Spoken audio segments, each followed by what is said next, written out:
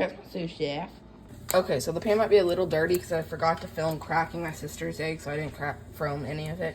So now we're gonna crack my egg.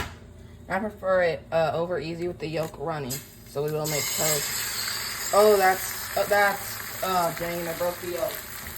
That's okay. I might be able to save it. Now you add some salt. And then some pepper. I like mine peppered here. And we should be flipping in about a second.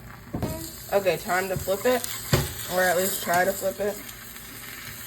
Guys, I'm not a professional here, so don't be judging. Oh, that was actually pretty dang good. Kids, don't try this at home. And I'll be right back. A little more S&P.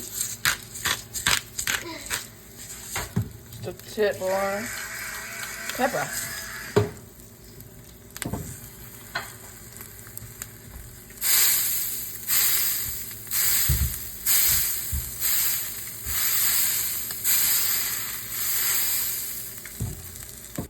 And now for my personal favorite part, rinsing it.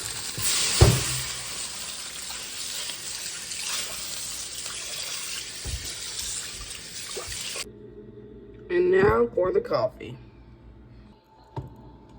The coffee. Well, my camera's a little steamy. The coffee.